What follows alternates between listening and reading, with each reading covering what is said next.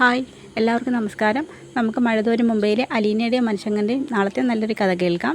Channel ആദ്യമായി കാണുന്നവരാണെങ്കിൽ ഒന്ന് സബ്സ്ക്രൈബ് ചെയ്യണേ. വീഡിയോ ഇഷ്ടപ്പെടുവാണെങ്കിൽ ലൈക്ക് ചെയ്യണേ, കമൻറ്റ് ചെയ്യണേ. അങ്ങനെ നമ്മുടെ മനുവിനോട് അലീന സംസാരിക്കുകയാണ്. അലീന, നിനക്കവിടെ സുഖമാണോ എന്ന് ചോദിക്കുന്നുണ്ട്. കുഴപ്പമില്ല മനുവേട്ടാ. അച്ഛൻ വിളിച്ചിരുന്നോ എന്ന് ചോദിക്കും. ഇല്ല. നിന്നെ വിളിച്ചിരുന്നോ? ഇല്ല, ഞാൻ അച്ഛനെ അങ്ങോട്ട് വിളിക്കണം എന്ന് പറഞ്ഞു. മനുവേട്ടാ, ഞാനൊരു കാര്യം ചോദിച്ചാൽ മനുവേട്ട എന്നോട് സത്യം പറയുമെന്ന് ചോദിക്കും. ഞാൻ നിന്നോട് അങ്ങനെ കള്ളവൊന്നും പറഞ്ഞിട്ടില്ലല്ലോ. അത് ഞാൻ കുളത്തൂപ്പുഴയ്ക്കാണ് വരുന്നതെന്നുള്ള കാര്യം അച്ഛൻ മനുവേട്ടനോട് പറഞ്ഞിരുന്നോ? അത് പറഞ്ഞിരുന്നു. നിന്നെ കുളത്തൂപ്പുഴയിലോട്ടാണ് കൊണ്ടുവന്നുള്ള കാര്യം എൻ്റെ അടുത്ത് പറഞ്ഞിരുന്നു. അല്ല, കുളത്തൂപ്പുഴയിലുള്ള ഏത് വീട്ടിലോട്ടാണ് കൊണ്ടുവരുന്നതെന്നൊക്കെ അങ്ങനെയൊന്നും പറഞ്ഞില്ല. പക്ഷേ എനിക്കറിയാമായിരുന്നു നീ എങ്ങോട്ടാണ് ചെല്ലുന്നതെന്നുള്ളത്. അതെന്താ മനുവേട്ട അങ്ങനെ? അങ്കിളുടെ സംസാരത്തിൽ നിന്ന് എനിക്ക് മനസ്സിലായായിരുന്നു. അങ്കിള് ഗംഗാധരൻ അങ്കിളിനെ കാണാൻ വേണ്ടി കുടകിൽ പോയിരുന്നല്ലോ. അപ്പം അവിടെ നിന്ന് എനിക്ക് മനസ്സിലായായിരുന്നു അങ്കിള് പോയിരിക്കുന്നത് സ്റ്റാൻലി ജോസഫിനെ അന്വേഷിച്ചാണ്. അപ്പോൾ നിന്നെ ഏറ്റവും സുരക്ഷിതമായ കൈകളിൽ ഏൽപ്പിക്കണമെന്ന് കരുതി അങ്കിള് നിന്നെ അദ്ദേഹത്തിൻ്റെ വീട്ടിൽ തന്നെ ആയിരിക്കും കൊണ്ടാക്കിയതെന്ന് എനിക്കറിയാമായിരുന്നു. മേഡം അങ്ങോട്ട് തിരിച്ചു വന്നു. ഞാനാണ് ആൻറ്റി അങ്ങോട്ട് കൊണ്ടാക്കിയത്. ഒരു സാമ്രാജ്യം പിടിച്ചെടുത്ത സന്തോഷത്തിൽ ആൻറ്റി അങ്ങോട്ട് വന്നിരിക്കുന്നതെന്ന് പറയും. പിന്നെ ചെന്ന് കയറിയപ്പോൾ തന്നെ ബബിയും കൃഷ്ണയായിട്ടൊക്കെ വഴക്കായിരുന്നു പറയും. അതെന്തിനാ? അത് നീ വീട്ടിൽ നിന്ന് പോകുന്ന സമയത്ത് നിനക്ക് അങ്കിള് കുറച്ച് വസ്ത്രങ്ങളും കുറച്ച് ആഭരണങ്ങളൊക്കെ മേടിച്ച് തന്നിട്ടില്ലായിരുന്നു. അതിൻ്റെയൊക്കെ കണക്ക് ലാപ്ടോപ്പിൽ നിന്നൊക്കെ എടുത്തതിന് ശേഷം കുട്ടികളോട് ചൂടാവുന്ന കണ്ടായിരുന്നു. ഇത്രയും വില കൂടിയ സ്വർണ്ണവും വസ്ത്രങ്ങളൊക്കെ നിനക്ക് എന്തിനാണ് മേടിച്ചതെന്നൊക്കെ പറഞ്ഞുകൊണ്ട് അതിൻ്റെ പേര് സംസാരമൊക്കെ ഉണ്ടായി. ഇനി ഇതിൻ്റെ ബാക്കിയായിരിക്കും അങ്കിള് തിരിച്ചു വരുമ്പോഴെന്ന് പറഞ്ഞ്. അപ്പോൾ ഇനിയും പ്രശ്നങ്ങൾ മുറുകാനാണ് സാധ്യത, അല്ലേ മനുവേട്ട? പിന്നല്ലാതെ ആൻറ്റി തിരിച്ചു വന്നത് ഒരു ഒത്തുതീർപ്പിനാണെന്ന് നീ കരുതിയോ? പിന്നെയും പ്രശ്നങ്ങൾ വഷളാവത്തേ ഉള്ളൂ. അങ്കിള് ആൻറ്റിയായിട്ട് ഒത്തുപോകുന്നുള്ള ഒരു സാധ്യതയും വേണ്ടെന്ന് പറയും. എല്ലാ പ്രശ്നങ്ങളും ഒഴിവാവട്ടെന്ന് കരുതി നീ അവിടുന്ന് പോയത്. നീ പോകുമ്പോൾ തൊട്ട് പ്രശ്നങ്ങൾ അവിടെ സ്റ്റാർട്ട് ചെയ്യത്തേ ഉള്ളൂ. അതന്ന് ഞാൻ പറഞ്ഞില്ലേ അലീന എന്ന് പറയും. മനുവേട്ട, അത് ഞാൻ എല്ലാവർക്കും വേണ്ടിയല്ലേ അവിടുന്ന് പോയെന്ന് പറയും. അതെ, നീ എല്ലാവരുടെയും നന്മ ഉദ്ദേശിച്ചാണ് അവിടുന്ന് പോയത്. പക്ഷേ നീ പ്രതീക്ഷിക്കുന്ന കണക്കൊരു സന്തോഷം ഇനി അവിടെ ഉണ്ടാവത്തില്ലെന്ന് പറയും. എല്ലാവരും വളരെ ഡെസ്പായിട്ടിരിക്കുക. കുട്ടികൾക്കൊക്കെ നല്ല സന്തോഷമില്ലാത്തൊരവസ്ഥയാണ്. കൃഷ്ണയും ബബിതയും രോഹിത്തൊക്കെ ഞാൻ ചെന്ന സമയത്ത് വളരെ ഡള്ളായിട്ടിരുന്നായിരുന്നു. അവർക്ക് അവരുടെ അമ്മ അവിടെ വന്നത് ഒട്ടും സന്തോഷമായില്ല. നീ അവിടുന്ന് പോയത് അവരുടെ ഏറ്റവും വലിയ വിഷമമെന്ന് പറയും. നീ ഉള്ളപ്പോൾ ഒരു സന്തോഷമുള്ളൊരു മുഖം ഞാൻ അവിടെ അന്ന് ചെന്നപ്പം ഒട്ടും കണ്ടില്ലെന്ന് പറയും. അവർ വളരെ വിഷമത്തിലാണെന്ന് പറയും. എനിക്കറിയാം, ഞാൻ അവരെ വിളിക്കാമെന്നൊക്കെ പറയുന്നുണ്ട്.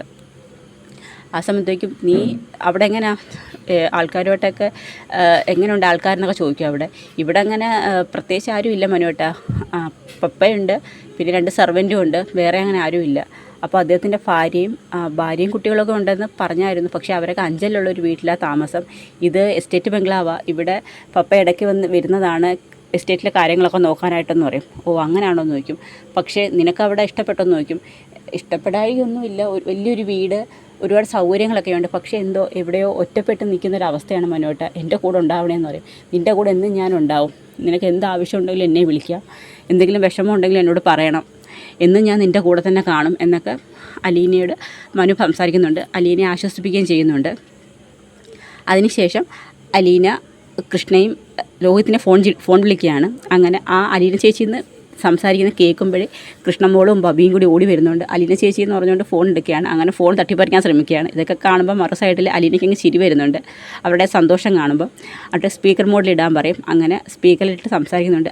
അലീന ചേച്ചിക്ക് സുഖമാണെന്ന് ചോദിക്കും. സുഖം മോളെ, കുഴപ്പമൊന്നുമില്ലെന്ന് പറയും.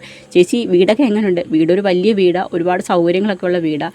പക്ഷേ എനിക്ക് നല്ല വിഷമമുണ്ട് നിങ്ങളെ ആരെയും കാണാത്തുണ്ടാകുമെന്ന് പറയും. ഇതൊക്കെ ചേച്ചി സ്വന്തമായിട്ട് തീരുമാനിച്ചതില്ലയോ ഞങ്ങളെയൊക്കെ ഉപേക്ഷിച്ച് പോകാമെന്ന്? മോളെ, അങ്ങനല്ല. ബബിതയ്ക്ക് ചെറിയൊരു നീരസമുണ്ട്. എന്നിട്ട് ചോദിക്കും, അവിടെ ആരൊക്കെയുണ്ട് ചേച്ചിയെന്ന് കൃഷ്ണമോൾ ചോദിക്കുന്നുണ്ട്. ഇവിടെ സ്ത്രീകളൊക്കെ ഉണ്ടോ? അങ്ങനെ സ്ത്രീകളായിട്ട് ആരുമില്ല. ഇവിടെ മുതലാളിയുണ്ട്, 2 സെർവൻറ്റും ഉണ്ടെന്ന് പറയും. അപ്പോൾ വലിയ വീട്ടിൽ സ്ത്രീകളൊന്നും ഇല്ലാതെ ചേച്ചി ഒറ്റയ്ക്കാണോ താമസിക്കുന്നത്? കുഴപ്പമൊന്നുമില്ല മോളെ എന്ന് പറയും. എന്നാലും ഇതൊക്കെ ചേച്ചിയായിട്ട് സ്വയം വരുത്തി വെച്ചതല്ലേ? ഇതിനൊക്കെ അച്ഛനെ പറഞ്ഞാൽ മതി. അച്ഛനല്ലേ ഏതോ വലിയ സ്ഥലം കണ്ടുപിടിച്ചാണ് ചേച്ചിയെ കുളത്തൂപ്പുഴയിൽ കൊണ്ടുചെന്നാക്കിയത്. ഇതിൻ്റെ അങ്ങനെ വല്ല കാര്യം ഉണ്ടായിരുന്നു എന്നൊക്കെ പറഞ്ഞുകൊണ്ട് ബബിത ദേഷ്യപ്പെടുന്നുണ്ട്. ആ സമയത്ത് പറയും, ഒരു കുഴപ്പമില്ല മോളെ, ഞാനിവിടെ സേഫാന്ന് പറയും. ഇനി ഞങ്ങൾ ചേച്ചിയെ വന്ന് കാണട്ടെ എന്നൊക്കെ കൃഷ്ണ ചോദിക്കും. അത് ഞാൻ പറയാം. ഞാനിപ്പോൾ ഇങ്ങോട്ട് വന്നതല്ലേ ഉള്ളൂ മോളെ, ഒന്ന് സെറ്റ് ആവട്ടെ, അതിനുശേഷം നിങ്ങൾക്ക് എന്നെ വന്ന് കാണാം എന്ന് പറയും. പിന്നെ എനിക്കും അങ്ങോട്ട് വരാമല്ലോ എന്നൊക്കെ പറയുന്നുണ്ട്. ആ സമയത്ത് രോഹിത്തെ കോളേജിലൊക്കെ പോകണം, പഠിപ്പൊന്നും മുടക്കരുത് എന്നൊക്കെ പറയും. പിന്നെ വൈജയന്തി വന്ന കാര്യത്തെക്കുറിച്ചൊക്കെ കുട്ടികൾ പറയുന്നുണ്ട്. ആ സമയത്ത് പറയും, പ്രത്യേകിച്ച് വലിയ മാറ്റമൊന്നുമില്ല, അച്ഛൻ വരാൻ കാത്തിരിക്കും അമ്മ, അടുത്ത യുദ്ധം തുടങ്ങാനെന്നൊക്കെ കൃഷ്ണ പറയുന്നുണ്ട്. അതിനുശേഷം അവർ എങ്കിൽ ശരി ചേച്ചി എന്ന് പറയും. അച്ഛൻ വിളിച്ചോ മോളെ? അച്ഛൻ നാളെ രാവിലെ വരുത്തോളം എന്ന് പറഞ്ഞു. ഇന്ന് ചേച്ചി ഇവിടെ ഇല്ലല്ലോ, അപ്പോൾ ആ ഒരു ക്ഷീണം കൊണ്ട് അച്ഛനെ ചേച്ചി അവിടെ കൊണ്ടുവന്നാക്കിയിട്ട് വീട്ടിലോട്ട് വരുമ്പോൾ ഇവിടെ ആരും ഇല്ലല്ലോ എന്നുള്ളൊരു വിഷമം കൊണ്ടായിരിക്കാം അച്ഛൻ ഒരുപക്ഷെ അവിടെ ഹോട്ടലിൽ റൂം എടുത്ത് തങ്ങിയിട്ട് രാവിലെ വരുത്തോളം എന്നാണ് പറഞ്ഞതെന്ന് പറയും. ചേച്ചി വിളിച്ചിരുന്നു അച്ഛനെ? ആ ഞാൻ വിളിച്ചിരുന്നു എന്നൊക്കെ പറയും. അങ്ങനെ അവർ ഫോൺ സംഭാഷണം അവസാനിപ്പിക്കുകയാണ്.